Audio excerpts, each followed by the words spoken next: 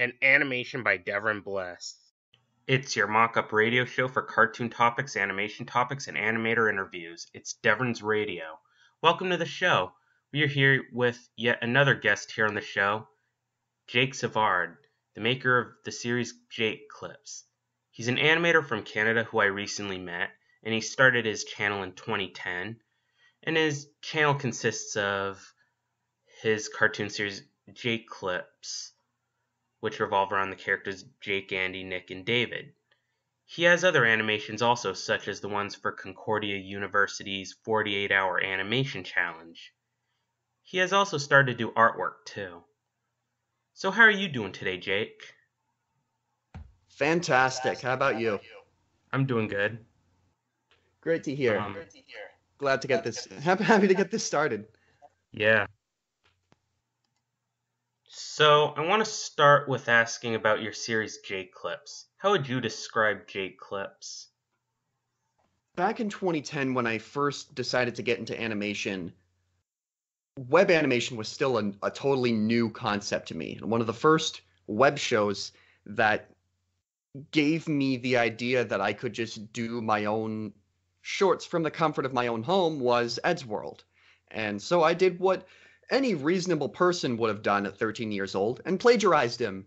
And so I followed his very similar four friends go on adventures structure. And it started off as simple as that. But over time, I feel like JakeClipz managed to gain its own novelty because of our different writing styles. I have a very different sense of humor, and the characters themselves behave a little differently. They have different archetypes and different roles to play. And so I do feel like JakeClipz has become its own thing, even if the core concept is still the same.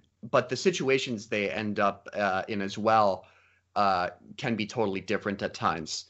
It ranges from the mundane, trying to get rid of their new next door neighbors, to the totally surreal, like they want to go out to space, and maybe somewhere in between as well, where one of our latest episodes has them trying to get rid of a cat who's invaded their home. So at the end of the day, it's a variety show, and because of that, really anything can happen, and it allows me to really push my creative self forward in the best way. And that's why I'm still keeping it up. That's pretty cool that it's a variety show, especially with the surreal stuff. Yeah, I'm not gonna lie, the animation is great right now on YouTube for its own reasons, but it's hard for animation that goes beyond the conventional story time aspect to really take off. And I don't want to fall into that trend, and I want to see if I can do my own thing and still find something out of that. And hopefully that will, whether I get there first or someone else does, hopefully there's incentive for others to do the same. People do story time a lot. Yeah, because it's easy to do. It's easy to do, and it's fast, and it's not very complicated, and people can relate to it more because it's based on real life. It takes more to get into, it takes more commitment to get into a fictional show, especially one that, maybe like JakeClipz revolves more around stupidity than trying to tell a seriously engaging narrative. But I feel like there's a better payoff from that. Even if it takes longer to do than posting a video every month. I mean, they do take time and all that, too. Yeah, that's just it. YouTube algorithms, man. But, I just want to do my own thing. Yeah, that's a good thing to do your own thing. So now I want to talk about your animation, which I found interesting, called Misconnections.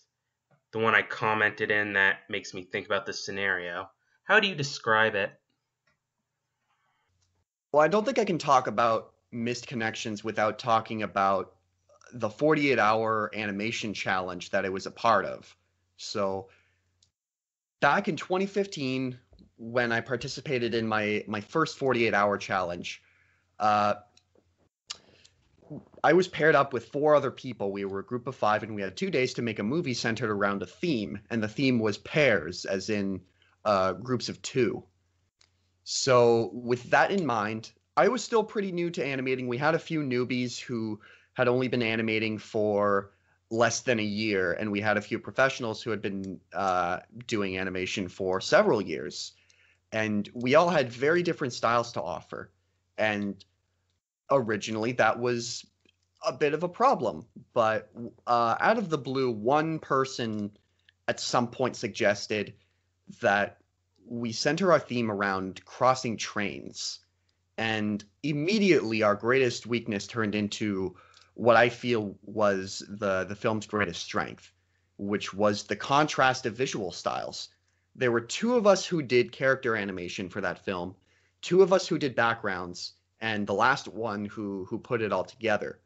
And none of the backgrounds or the characters look overly similar to each other. One's very old-fashioned and another is really modern, and the character designs reflect that. And when you see them meet each other briefly across the windows, it's kind of surreal, but at the same time, it's interesting. And what I like the most about Missed Connections that still resonates with me today is the idea that collaborative projects from people who have nothing in common in terms of how they decide to execute film can still make something great.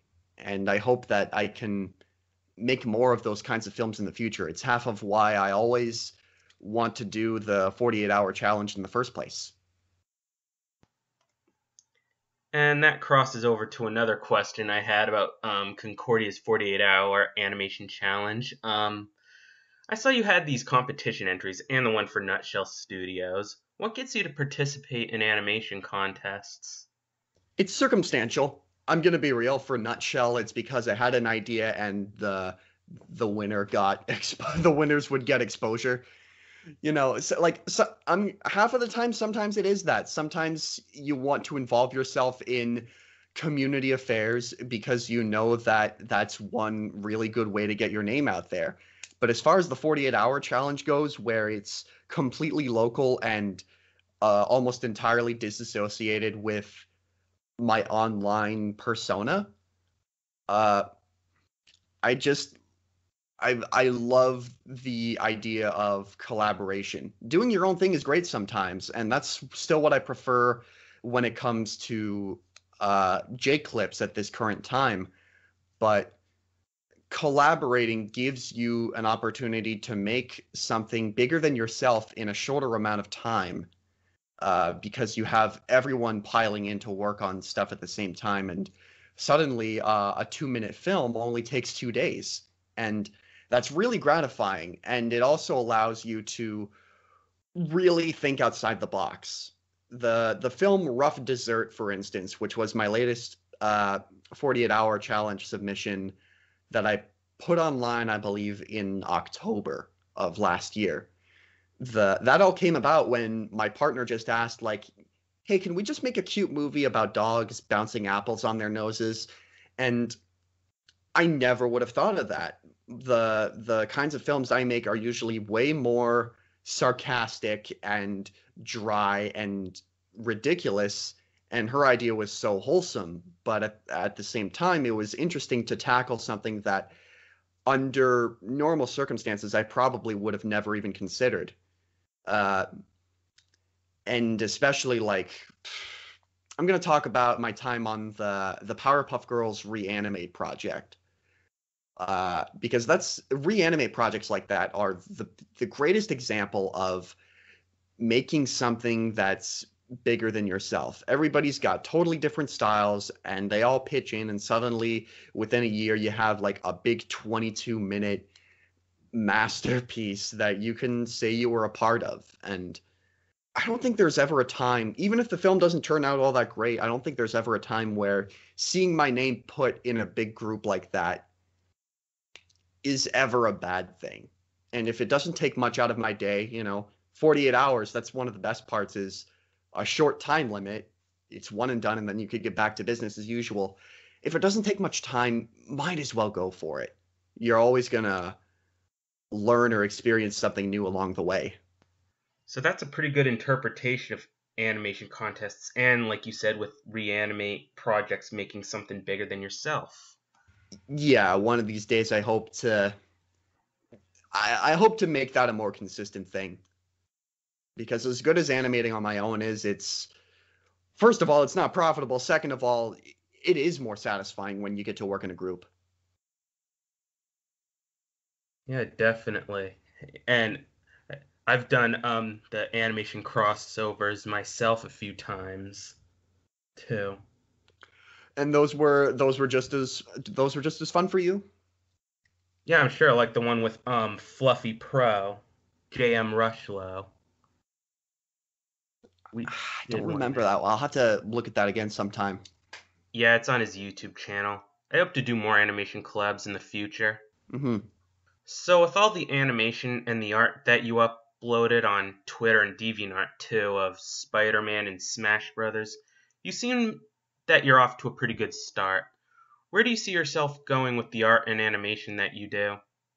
As far as fan art goes, I do that very scarcely, and when I do, it's very circumstantial. The Smash Brothers fan art pretty much came about because of a raffle contest, so I just spent a day on that. The Spider-Man art was while the Spider-Sona trend was going on when Spider-Verse first came out, and those are fun and all, but I'd rather dedicate more of my time to more original stuff if I can help it.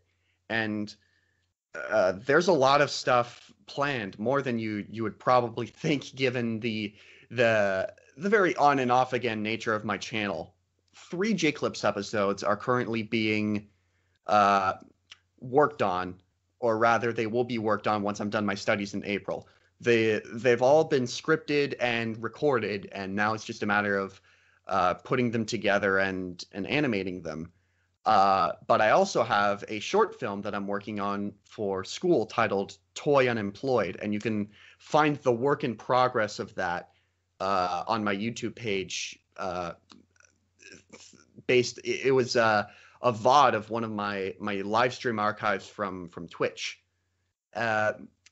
And past that, like, that's the stuff that is on the pipeline at this current moment, but I want to set my sights higher. I mentioned collaborations, and I'd love to do more short film collabs. And right now, I think I have the correct circumstances and ability to really be able to make that happen.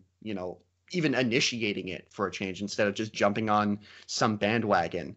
And while I'm not going to elaborate on what it is, I am also planning on making a webcomic, and I want to release that by the end of 2019 and hopefully make a new page every week or every 2 weeks. And it's not JakeClipz, it's completely different from JakeClipz. And that's just the idea of, while I like making JakeClipz, I don't want to make it forever. And I want to expand my horizons a little bit to the point where I can really just work on whatever I want. I want to do whatever I want. It makes me sound spoiled, but setting my sails for new stories and new tones and new mediums. Not everything needs to be animated in Flash, but I don't want to say stay tuned for 2019, because I always feel like I set expectations too high, but I really think that 2019 is going to be a game-changing year by the time we get to the end of it, especially. At least for myself, anyway. And how many subs have I got? 230-ish. Maybe I'll get a couple out of this. Hey guys, like, comment, subscribe, please. Yeah, it's pretty good to do different things, try different things rather than doing the same thing over and over. I'm looking to expand more in Blender and Anime Studio content this year. even for hybrid animation. Fingers crossed. Can't wait. Yeah. Any new animators that are, and this is an open call out, by the way. Any new animators who feel like they have stories to tell and stuff to show for it, let me know, because I'm always eager to watch that stuff. I find more and more that when it's harder to find that kind of stuff, and it's harder to find those kinds of stories, and it's harder for them to gain traction, I want to do my best to try and show my support in whatever way I can. And if anybody's got their own shows that they're working on, or their own comics that they're releasing or whatever, put it in the comments. I'll keep an eye out for them. That'd be nice. So that's the interview with Jake Savard. Thank you very much, Jake, for being on the show. No worries, Devron. I was happy to be a part of it. Be sure to check out his work on his YouTube channel, JakeClipz, and also check him out on Facebook, Twitter, Instagram, Twitch, Newgrounds, and DeviantArt. You can find me on Facebook, Twitter, and Instagram. Also, if you want to have an animator interview or join me for a general animation topic, I'd love to have you on, and we can discuss more. This is Devron Bliss signing out, and I'll tune in again with another topic.